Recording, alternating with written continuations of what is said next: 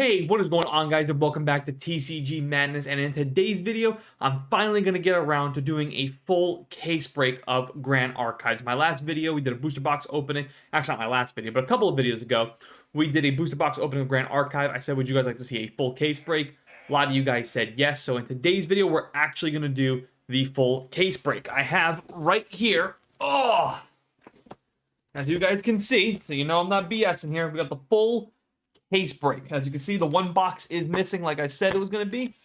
For those of you that may not be familiar, Grand Archive, a full case of Grand Archive in this set, Fractured Crown, is 18 booster boxes. Again, we already opened up one, so this will be a 17 booster box opening. I am going to break this video down into two parts, so before we go any further, please, guys, do me the big favor, hit that like button for me. I know I've been a little slow to the content making.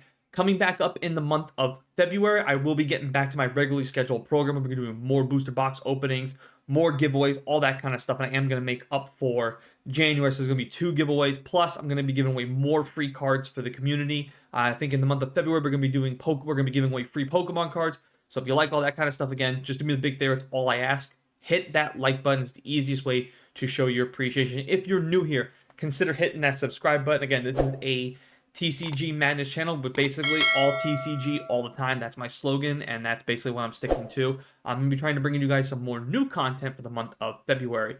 So this will be the case break of Fractured Crown. This will be part 1. We're going to try and get through 8 to 9 booster boxes in this video, and then we'll get through the rest in part 2. There will be no face cam for this one. I'm just going to speed right through this. I'll stop it for the big hitters, the big dollar ones.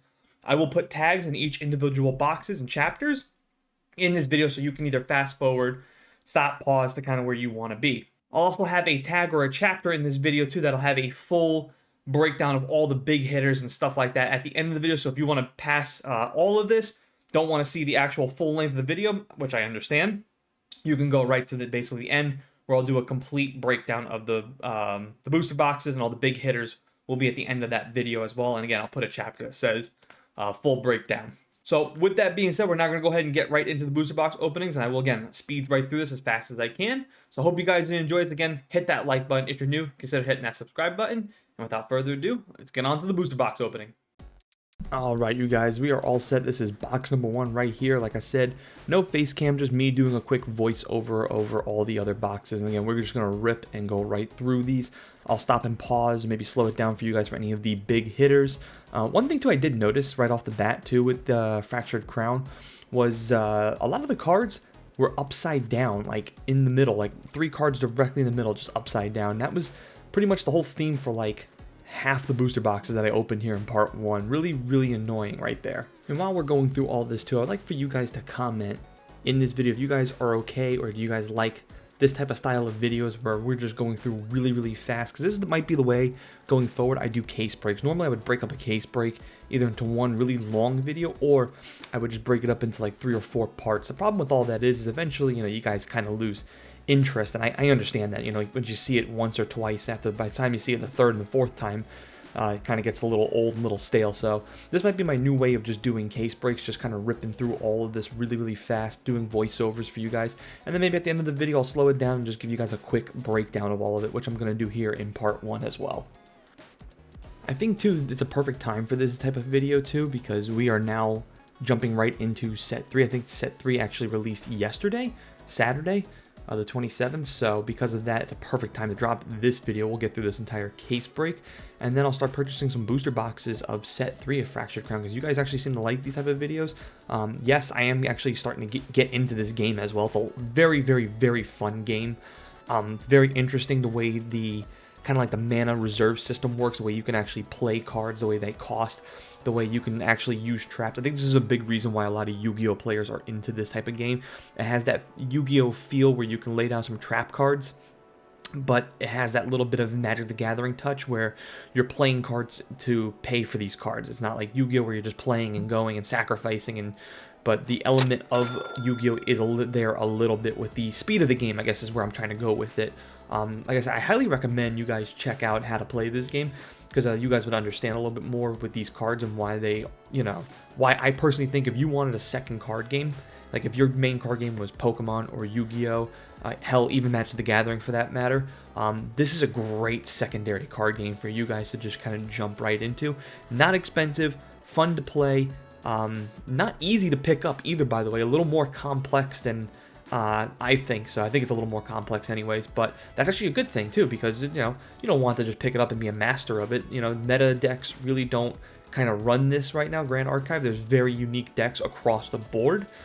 So yeah, I think it's definitely a great card game to look into. I think it can definitely be your secondary or even your third card game for that matter, because it seems like that's kind of where we're at.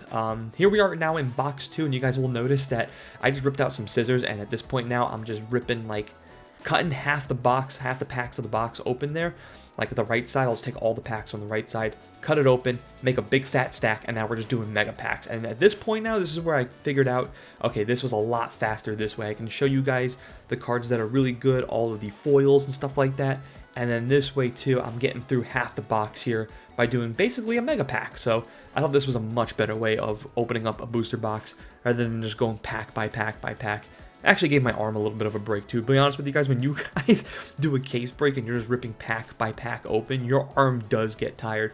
Doing it this way was a lot better. You're just taking a pair of scissors, cutting 3 or 4 packs open, making a nice fat stack, and just ripping right through them. So definitely the way I went going forward.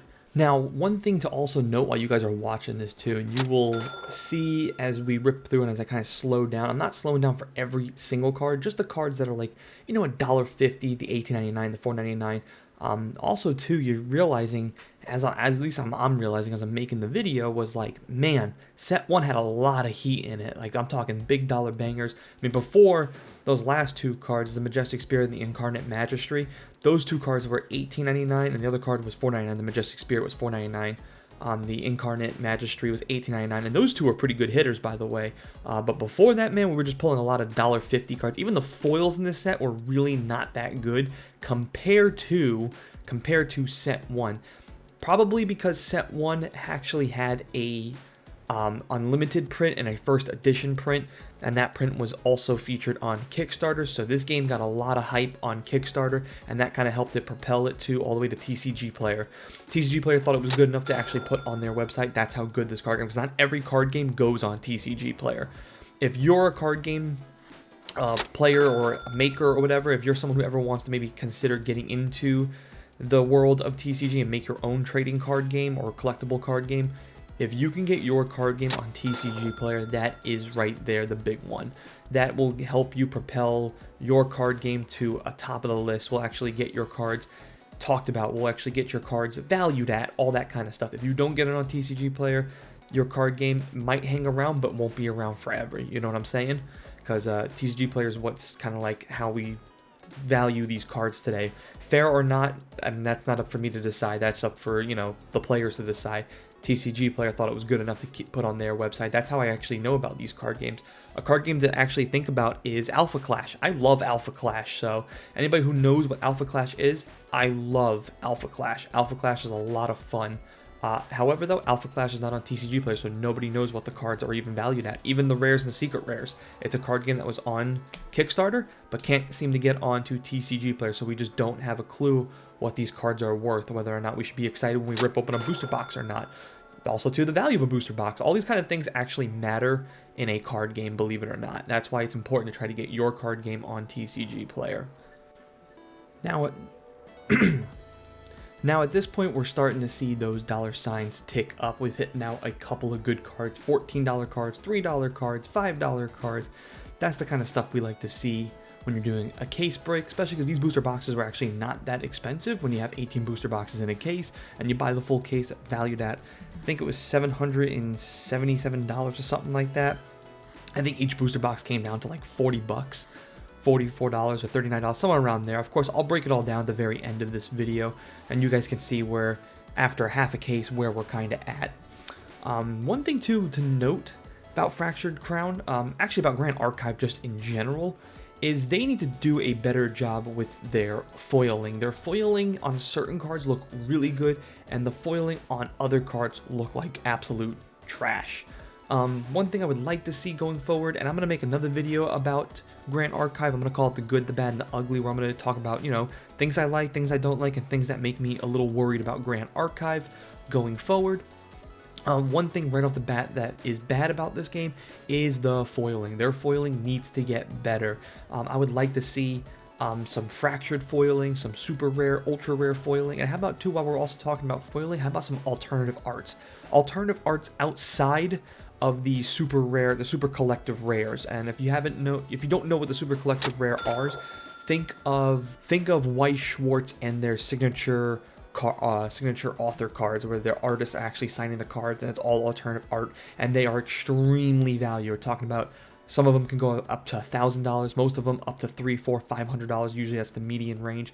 This card game has those as well, where they're the collective secret rares, and they're signed by the artists themselves. So think of those type of cards. This game has it. Hopefully in this case break we'll actually be able to hit one, so I can finally show off one. Also too, I would love to have one in my collection as well. Alright, now we're moving into some higher value cards. That Morgan Soul Guide, just generally speaking, is like a $2 card, but that foil version of her was up there in the $27 range. Really good hitter there. Starting to pull some good stuff now.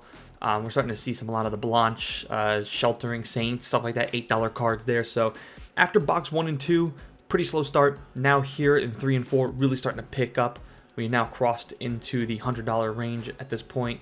Now here we are now in box 5. Let's see what they have in store for us. And we're about now halfway done with this video. If you guys haven't already, please hit the like button. That's all I really ask at the very, very least. Hit the like button. If you're new, consider hitting that subscribe button as well. If you want to know what I'm all about, real simple. All TCG, all the time. It doesn't get much more simple than that. I do a lot of videos of booster box openings. I do a lot of giveaways. I do a lot of unique content as well, like the buy, sell, or hold, the TCG stock market, and soon I'm going to be getting more into just doing some rants and just doing some videos on just things that are on my mind lately. I will be doing some more deck techs. I will be doing some more unique content, specifically talking about Disney Lorcana. I finally downloaded Pixelborn, so if you don't know what that is, it's a free way to play Disney Lorcana online. I'm very excited about that. I'll be making some deck techs on there, showing you guys. I'll be doing some budget deck techs, all that kind of stuff. If I'm speaking your language right now, please hit that subscribe button if you haven't already. Let's see what we got going on here now. We're ripping through a lot of these cards, and oh, look at that, another big hitter, $18.99. That's the Incarnate Magistry. Love seeing that card. You pretty much want to pull one of those every booster box if you can. And that's gonna wrap up box number 5. Now on to box number 6. So moving along here, and I kind of just, once again, I really do like, again, I want you guys to comment if you guys like this type of method of doing a case break. This video is only going to be about roughly, hopefully about 16 minutes long, maybe a little bit longer than that, maybe 16, 17 minutes. So I kind of just like that. Again, it gives you guys can see everything. There's nothing, no tricks up my sleeve, no crazy editing going on here. You guys are seeing every booster box being ripped open right before you. So again, I really do like this type of method. Probably going to stick with it going forward. If you're wondering where we're currently at as far as value-wise, we're over the $140 mark. Again, I'll be doing a full breakdown at the end of the video, so don't go anywhere. Now, I would like to ask another question during this video, if you guys mind humoring me. How likely are you guys to play a secondary card game just in general? I mean, I showcase a lot of card games for a reason, because I like all type of card games, all TCG, all collectible card games. I mean, for the most part, I'm probably like about 75-80% of a collector, and about 20-25% I play. So I'm thinking of like Disney Lorcana. I do play a lot of Disney Lorcana. I do like to play, you know, Grand Archive. I play a lot of Magic the Gathering. I'm thinking about also playing some One Piece. I did play in the beginning, but I kind of like fell off a little bit because I had kids and stuff like that. So I stopped playing card games kind of altogether for almost about a year, really. That's kind of what happens when, you know, you have kids.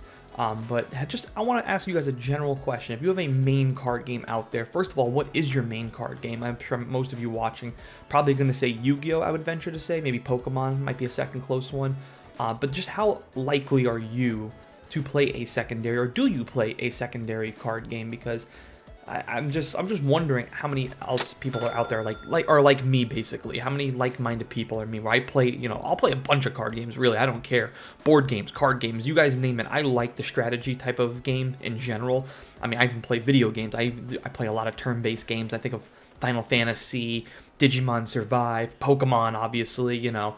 I love that turn-based style. XCOM was always one of my favorites, so I'm just very curious to see how many in this audience play a secondary card game. And we are now getting towards the end of this video, and I do want to go ahead and just kind of make a quick little disclaimer, a little bit of a statement, actually, if I can. First and foremost, thank you to everybody that has continued to support me. I know for the month of January, and really for the month of December as well, I haven't been making a ton of content. You have my word that in the month of February and beyond, I will get better at making content. It's just, I had 2 kids basically in 1 year. They're 10 months apart, so my life has forever changed. As you can hear my son in the background there. So because of that, it's just been like a learning curve for me to find and try to control what I can control. I also changed jobs and stuff like that, so it's been a big career move for me. So because of that, having 2 kids, just again, life forever changing here. So I'm trying to learn how to manage my time with work, family, and making content for you guys. I think I've figured out a good way to do it going forward. Plus, as you know, as kids get older, they actually do get easier. That whole thing of like, oh, just wait.